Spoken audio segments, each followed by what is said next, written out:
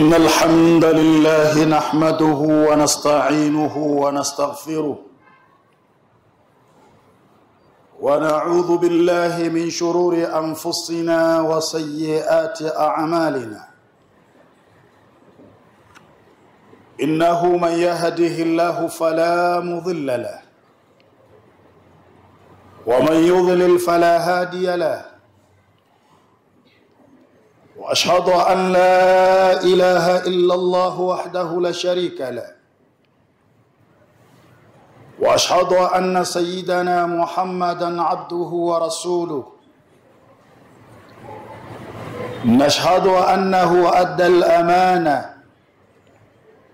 وبلغ الرسالة ونصح الأمة وكشف الله به الغمة ومحى الظلم وجاهد في الله حق جهاده حتى أتاه اليقين وتركنا على المحجة البيضاء ليلها كنهارها لا يزيغ عنها إلا هالك. اللهم صل على محمد وعلى آل محمد كما صليت على إبراهيم وعلى آل إبراهيم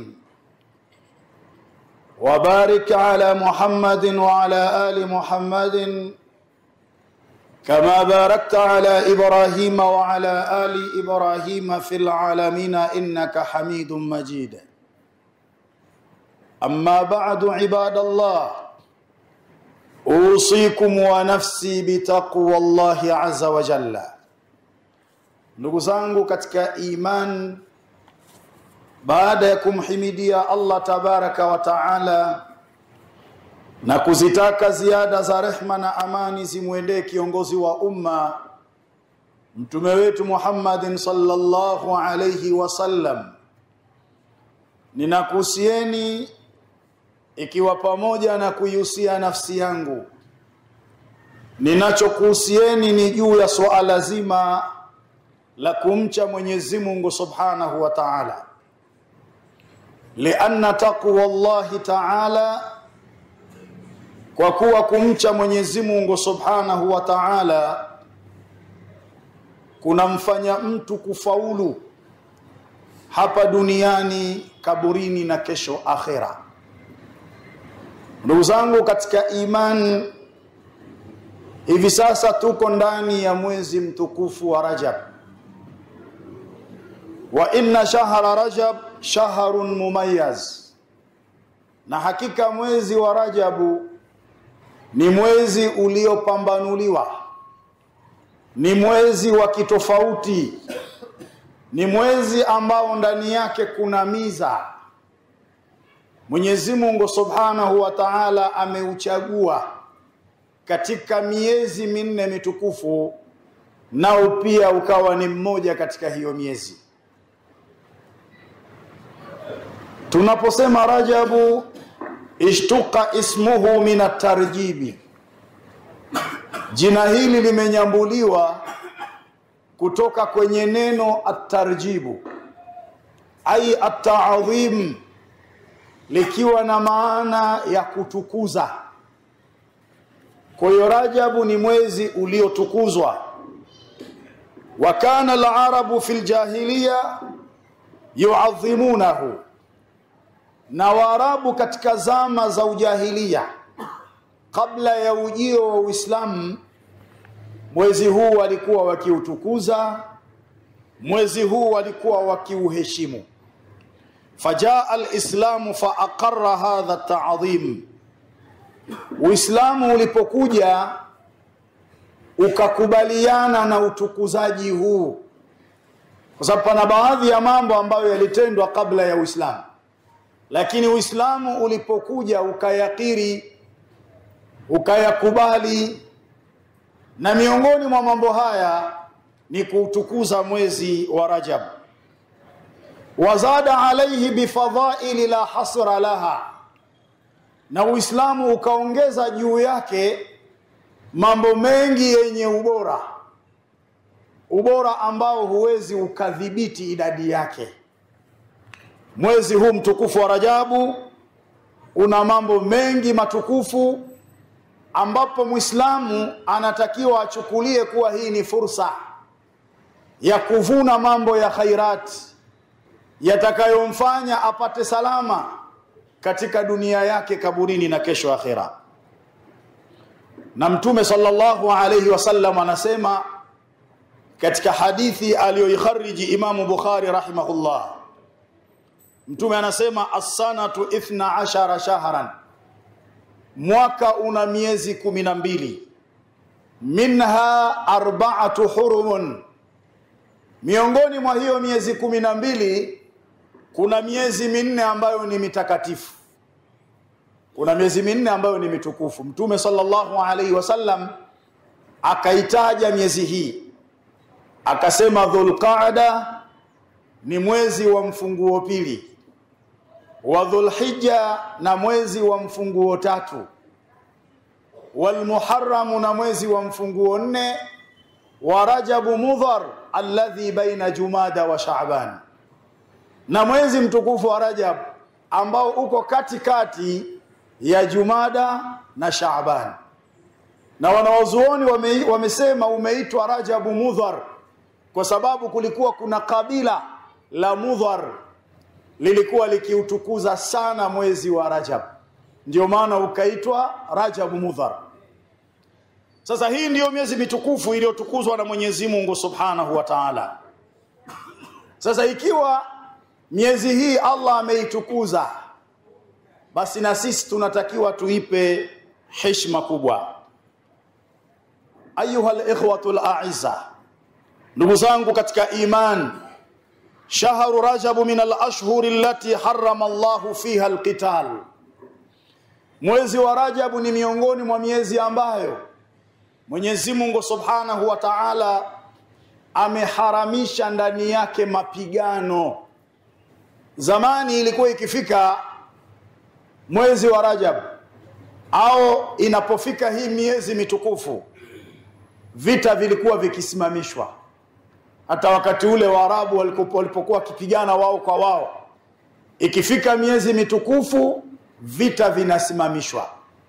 Lakini ma'al asafi shadid, lakini kinachonisikitisha na kunihuzunisha, hii leo tunaona katika miji ya Kiislamu mapigano yanaendelea, Waislamu wanauawa, na hali ya kuwa damu ya Muislamu ni kitu kinachotakiwa kiheshimiwe sana. Na wakati mwingine hata nchi za Kiislamu huwa zinachangia Waislamu wenzao kuuawa. Haya tunayashuhudia kupitia mitandao ya kijamii. Hakuna kitu kitukufu kama damu ya Muislamu. Hii miezi mitukufu ndio inatakiwa iwe ni sababu ya kusimamisha mapigano hata katika miezi mingine. Kama unaweza kuheshimu damu ya Muislamu mwenzio katika miezi mitukufu, basi kadhalika unatakiwa uiheshimu damu ya Muislamu mwenzako katika miezi mingine isiyokuwa miezi mitukufu.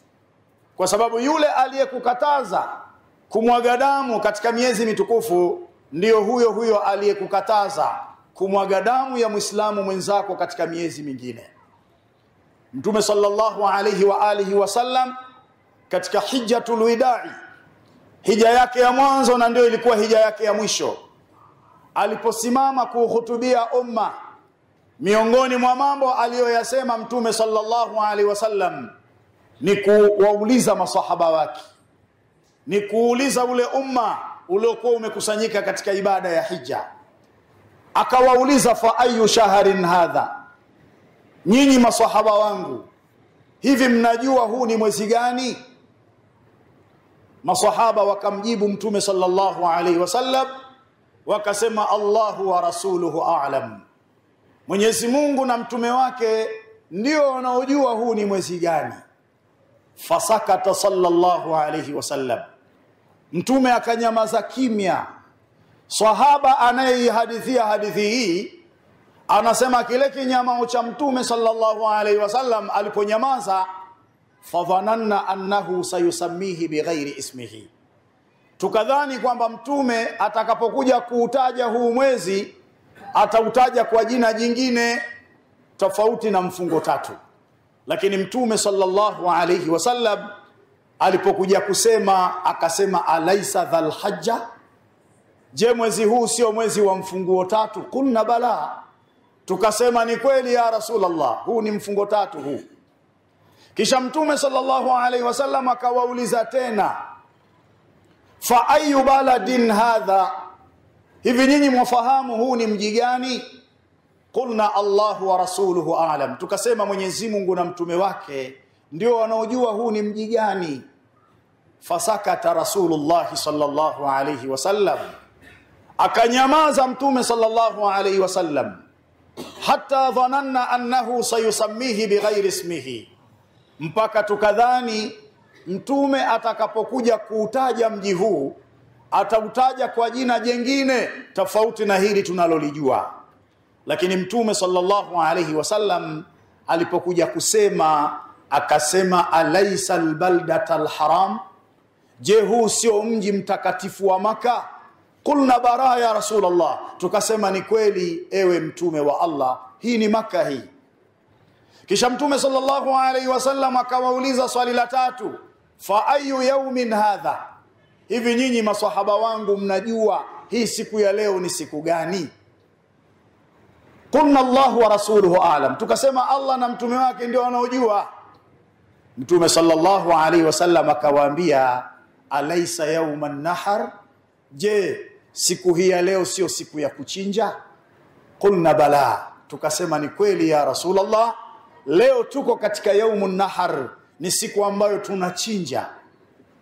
Basi mtume sallallahu alayhi wasallam akawaambia, inna dima'akum wa amwalakum wa a'radakum alaykum haramun, hakika damu zenu na mali zenu na heshima zenu hivi ni vitu vitakatifu kwenu. Jiepusheni kumwaga damu za waislamu wenzenu kwa dhulma, jiepusheni kuchukua mali za waislamu wenzenu kwa dhulma, jiepusheni kuvunja heshima za waislamu wenzenu. Mkifanya hivyo mtakuwa mmefanya dhulma. Vitu vyote hivi alaikum haram, ni vitu vitukufu mno. Kayaumikum hadha, kama siku yenu hii ya leo. Fi shaharikum hadha, katika mwezi wenu huu wa mfungo tatu. Wa fi baladikum hadha, na katika mji wenu huu wa Maka. Kama ambavyo mwezi wa mfungo tatu ni mwezi mtukufu, siku ya kuchinja ni siku tukufu, lakini pia mji wa Maka ni mji mtakatifu, kadhalika damu za waislamu wenzenu ni kitu kitukufu, mali za waislamu wenzenu ni kitu kitukufu, kadhalika heshima ya waislamu wenzenu ni kitu kitakatifu. Haitakiwi muislamu kunyosha mkono kumdhuru muislamu mwenzake. Hutakiwi kuchukua mali ya muislamu mwenzako kwa dhulma. Hutakiwi kuvunja heshima ya muislamu mwenzio. Lakini jambo linalosikitisha, haya yanatakiwa yafanyike inapofika miezi hii minne, na hata baada ya kumalizika miezi hii minne kujizuilia, kwa sababu Allah subhanahu wa ta'ala alipoileta miezi hii minne alitaka tujifunze nini tunachotakiwa kukifanya nje ya hii miezi minne. Mwenyezi Mungu subhanahu wa ta'ala ndani ya Qur'ani anasema, fala tadhlimu fihinna anfusakum, msidhulumu katika hii miezi mitukufu nafsi zenu. Dhulma inayokatazwa, hutakiwi kutenda maasi, iwe ni kuua, iwe ni kuzini, iwe ni kunywa pombe, iwe ni kucheza kamari, iwe ni kumtukana ndugu yako Muislamu au kumvunjia heshima. Fala tadhlimu fihinna anfusakum, msizidhulumu katika hii miezi nafsi zenu. Waqad dhakara alulama, na kwa hakika wametaja wanawazuoni, anna dhulma fil ashhuril hurumi, ya kwamba kufanya dhulma katika miezi mitukufu iliyotukuzwa na Allah subhanahu wa ta'ala, a'dhamu inda Allah, ni madhambi makubwa mno mbele ya Mwenyezi Mungu subhanahu wa ta'ala. Kama anna alhasanati fiha tutadhaafu, kama ambavyo ukitenda mema katika hii miezi mitukufu, basi Mwenyezi Mungu Subhanahu wa Ta'ala anakulipa maradufu. Lidhalika yajibu alaina an nastaghilla hadha shahr. Kwa sababu hiyo basi tunatakiwa ndugu zangu katika imani tukithirishe kuupatia faida mwezi huu wa Rajabu fil ikthari min at-ta'ati wal ibadat, kufanya wingi wa kumtii Allah Subhanahu wa Ta'ala na kufanya mambo mbalimbali ya ibadati. Tunatakiwa tufanye hivyo, tuzidishe ndani ya mwezi huu mtukufu wa Rajab. Min fadhaili shahru Rajab, kwani miongoni mwa ubora wa mwezi huu wa Rajab annahu yuaddu muqaddimatu li shahri Ramadhan, huhesabika kwamba ndio utangulizi wa kufanya maandalizi kwa ajili ya kuupokea mwezi mtukufu wa Ramadhani. Haithu yasbiqu Sha'ban alladhi yatawassatu bainahuma, kwa namna ambavyo mwezi huu wa Rajabu unautangulia mwezi wa Shaabani, mwezi ambao uko katikati ya mwezi wa Rajabu na mwezi mtukufu wa Ramadhani. Kwa ndugu zangu katika iman, tunatakiwa tufanye maandalizi hivi sasa ndani ya mwezi huu wa Rajabu, maandalizi ya kupokea mwezi mtukufu wa Ramadhani. Na ndivyo walivyokuwa wakifanya salafu salih, watangulizi wetu wema walikuwa wakiipokea Ramadhani miezi 6 kabla, lakini Ramadhani ikimalizika wanaisindikiza miezi 6. Yani miezi 6 wanaipokea Ramadhani kwa ibada na miezi 6 wanaisindikiza Ramadhani kwa ibada. Tumuombe Mwenyezi Mungu Subhanahu wa Ta'ala atujalie taufiki juu ya haya tunayoendea, kwani yeye ndiyo waliyu tawfiq. Aqulu ma tasma'un wa astaghfirullah li wa lakum wa lisairil mu'minina wal mu'minat wal muslimina wal muslimat fastaghfiruhu innahu huwal ghafurur rahim wa huwal barrul karim. Alhamdulillahi alladhi hadana li hadha wa ma kunna linahtadiya lawla an hadana Allah. والصلاة والسلام على أشرف الأنبياء والمرسلين سيدنا محمد وعلى آله وصحبه وبارك وسلم. أما بعد أوصيكم ونفسي بتقوى الله جل جلاله. Ndugu zangu katika imani, na kuhusieni katika hutuba ya pili, ikiwa pamoja na kuihusia nafsi yangu juu ya kumcha Mwenyezi Mungu Subhanahu wa Ta'ala. Fa inna taqwa Allahi miftahul khairi fid dunya wal akhirah, hakika kumcha Mwenyezi Mungu Subhanahu wa Ta'ala ndio ufunguo katika mambo ya duniani pamoja na kesho akhera. Ndugu zangu, wanatuambia wanawazuoni anna Rajab, kwamba mwezi wa Rajab shahrul badhri, ndio mwezi wa kupanda mbegu. Wa Shaabani shahru saqi, na mwezi wa Shaabani ni mwezi wa kumwagilizia. Wa Ramadhanu shahrul hasad, na Ramadhani ni mwezi wa kuvuna. Ikiwa unataka kuvuna ndani ya mwezi mtukufu wa Ramadhani, anza sasa kupanda mbegu. Na mbegu inapandwa vipi? Kufanya taa, kufanya ibada, kuzidisha. Kama katika miezi iliyotangulia ulikuwa umezembea ndani ya huu mwezi wa Rajab, usimika muundi kikweli kweli, ongeza ibada. Huko ndiko kupanda mbegu ndani ya mwezi wa Rajab, ili ukifika mwezi wa Shaabani kazi yako wewe iwe ni kumwagia, na ndani ya mwezi mtukufu wa Ramadhani uvune. Ni ajabu kwa yule mtu ambaye atahitaji kuvuna ndani ya mwezi mtukufu wa Ramadhani kile ambacho hakukipanda ndani ya mwezi wa Rajab, au anaamua kumwagia ndani ya mwezi wa Shaabani hali ya kuwa hakupanda mbegu ndani ya mwezi wa Rajab. Kwa hiyo katika haya masiku yaliyobakia ya mwezi mtukufu wa Rajab, jitahidini sana kukithirisha taa. Kufanya hivyo ndiko kupanda mbegu, ili Shaabani tumwagie na mwezi mtukufu wa Ramadhani tuje tuvune. Ibadallah, enyi waja wa Mwenyezi Mungu Subhanahu wa Ta'ala, inna min fadlillahi ta'ala alaina, hakika miongoni mwa fadhila za Mwenyezi Mungu Subhanahu wa Ta'ala kwetu sisi, anja'ala lana mawasima litaat, ni pale alipotuwekea misimu kwa ajili ya kufanya ibada. Wa shahru Rajab min hadhihi almawasim alazima, na huu mwezi wa Rajab ni miongoni mwa misimu mikubwa. Ilaikum ba'd al-a'mal al-mustahabba fi hadha ash-shahr al-karim, basi jilazimisheni kufanya amali ambazo zimefanywa kuwa ni mustahabu katika mwezi huu mtukufu wa Rajab.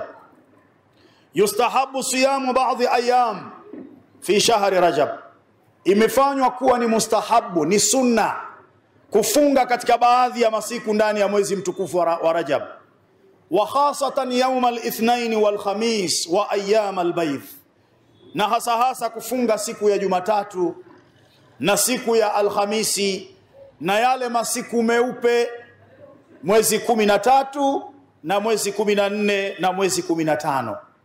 Fanya hivyo katika kila mwezi, na kama unahitaji kuzidisha, basi fanya ile saumu ya Nabiyullah Daud. Mtume sallallahu alayhi wasallam anasema ahabbu siyami ila Allah siyamu Daud, saumu iliyokuwa ikipendeza mno mbele ya Allah subhanahu wa ta'ala ni saumu ya Nabiyullah Daud. Kana yasumu yawman wa yaftiru yawman, alikuwa anafunga siku moja na anafungua siku moja. Nifanye jambo hilo ndani ya mwezi huu mtukufu wa Rajab. Lakini jambo jingine ambalo unatakiwa kulifanya na utahesabika kwamba umepanda mbegu ndani ya mwezi huu, al-iktharu min al-istighfari wa taubati min adh-dhunubi, ni kufanya wingi wa kuleta istighfari na kufanya wingi wa kutubia kwa Mwenyezi Mungu Subhanahu wa Ta'ala kutokana na madhambi. Usingojee mwezi wa Ramadhani ndio ukaanza kuleta istighfari na tauba. Anza ndani ya mwezi huu wa Rajab, kwa sababu mwezi huu ndio mwezi wa kupanda mbegu. Theni katika Shaabani tumwagilizie, na katika mwezi wa Ramadhani tuvune. Kwa hiyo ujitahidini kufanya istighfari na tauba. Huwa min afdhalil a'mali fi hadha shahr al-karim. Kufanya hivyo utahesabika umefanya amali zilizokuwa bora ndani ya mwezi huu mtukufu wa Rajab. Lakini vile vile Mtume sallallahu alaihi wasallam anasema man lazima al-istighfara, yoyote atakayejilazimisha kuleta istighfari, ja'ala Allahu lahu min kulli hammi farja, Mwenyezi Mungu atamjaalia mtu huyo kutokana na kila shida faraja, wa min kulli dhiki makhraja, na atamjaalia kutokana na kila dhiki njia ya kumtoa kwenye hiyo dhiki. Lakini vile vile miongoni mwa mambo ambayo tunatakiwa tuyafanye ndani ya mwezi huu mtukufu wa Rajab ili tuhesabike tumepanda mbegu na tumwagilizie katika mwezi wa Shaabani na tuvune ndani ya mwezi wa Ramadhani, qiraatul Qur'an, ni kusoma Qur'ani. Usingoje mpaka Ramadhani itakapoingia ndio uanze kusoma Qur'ani. Anza sasa. Ij'al hadha ash-shahrul karim, ufanye huu mwezi mtukufu wa Rajabu bidayatun li hayatin jadidatin ma'al Qur'an, kwamba ndio mwanzo mzuri wa kufungua ukurasa mpya pamoja na Qur'ani tukufu. Biziyadati qira'ati al-Qur'ani wa tadabburi, kwa kuzidisha kusoma Qur'ani na kuzingatia yale yanayoamrishwa ndani ya Qur'an. Lakini jambo jingine ambalo tunatakiwa tulifanye ndani ya mwezi huu mtukufu wa Rajab, as-sadaqa, ni kufanya wingi wa kutoa sadaqa. Lianna as-sadaqata tutfi'u ghadhabu rabbi, kwa sababu sadaqa inazipoza hasira za Mwenyezi Mungu Subhanahu wa Ta'ala. Ukitaka kuipoza hasira ya Allah, basi wewe toa sadaqa. Na ndiyo maana Mtume sallallahu alayhi wa alihi wasallam akasema, mnapoomba kukidhiwa au kutatuliwa shida zenu, basi ombeni kutatuliwa shida zenu kwa kutoa sadaqa. Na akasema hasinu amwalakum bizakat wadau maradhakum bisadaqa, zihifadhini mali zenu kwa kutoa zaka na muwatibie wagonjwa wenu kwa kutoa sadaqa. Una mgonjwa wako unataka apone, amehemewa na maradhi siku nyingi, we mtolee sadaqa na uweke nia ya kwamba sadaqa hii ninatoa kwa ajili ya ndugu yangu. Kwa miongoni mwa mambo ambayo tunatakiwa tuyafanye kwa wingi ndani ya mwezi huu wa Rajabu ni kutoa sadaqa. Na sadaqa, ndugu zangu, tukafiru sayiati, inafuta makosa. Ni mangapi tumemkosea Allah Subhanahu wa Ta'ala, lakini pamoja na kumkosea Allah tumeghafilika kufanya yale mambo ambayo itakuwa ni sababu ya kufutiwa madhambi yetu. Kwa hiyo kutoa sadaqa min al-a'mali allati yuhibbuha Allahu azza wa jalla, ni miongoni mwa mambo ambayo Mwenyezi Mungu Subhanahu wa Ta'ala anayapenda sana.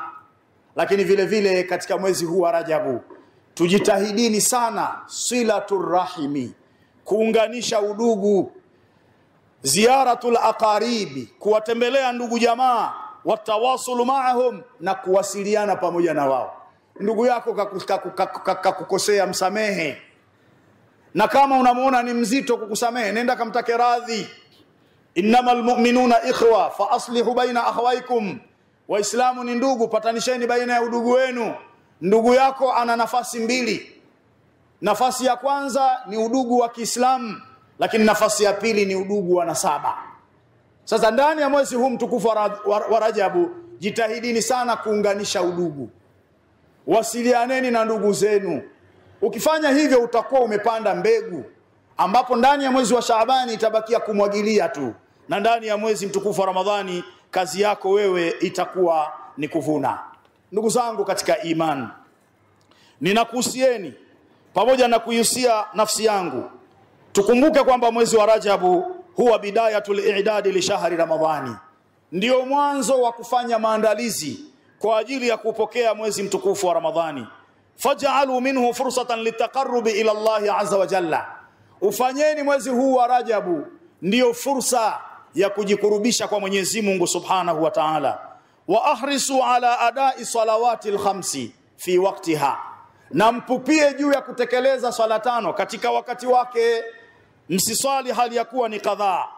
Lakini vile vile jitahidini kufanya wingi wa kufunga kama nilivyokuelekezeni, na kufanya wingi wa kutoa sadaka, lakini kadhalika kufanya wingi wa kuunganisha udugu. Mkifanya hivyo mtapata radhi za Mwenyezi Mungu Subhanahu wa Ta'ala, na Mwenyezi Mungu anamsaidia mja pale anapojitahidi katika ibada. Ndio maana akasema wa amma man jahada fina lanahdiyannahum subulana, ama yoyote atakayefanya juhudi katika jambo letu hili la dini, basi tutamuongozea njia zetu, ili Allah tuongoze tufanye ijtihada, na hasa ndani ya mwezi huu mtukufu wa Rajabu, na hata mwezi ulioko mbele yetu wa Shaabani, kadhalika tuweze kuvuna ndani ya mwezi mtukufu wa Ramadhani. Inna Allaha wa malaikatahu yusalluna ala nabi ya ayyuhalladhina amanu sallu alayhi wa sallimu taslima.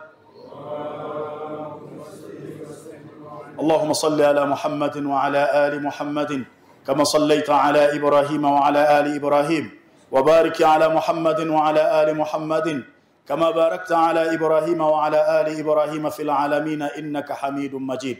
اللهم أرض عن الخلفاء الراشدين أمير المؤمنين سيدنا أبي بكر الصديق، وأمير المؤمنين سيدنا عمر بن الخطاب، وأمير المؤمنين سيدنا عثمان بن عفان، وأمير المؤمنين سيدنا علي بن أبي طالب، وعن بقية أصحاب رسول الله صلى الله عليه وسلم أجمعين.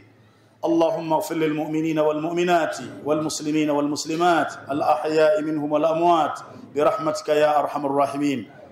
عباد الله، إن الله يأمر بالعدل والإحسان وإيتاء ذي القربى وينهى عن الفحشاء والمنكر والبغي يعظكم لعلكم تذكرون. اذكروا الله العظيم يذكركم، واشكروه على نعمه يزدكم، واسألوه من فضله يعطيكم، ولذكر الله أكبر، والله يعلم ما تصنعون، والحمد لله على التمام والكمال، وأقم الصلاة.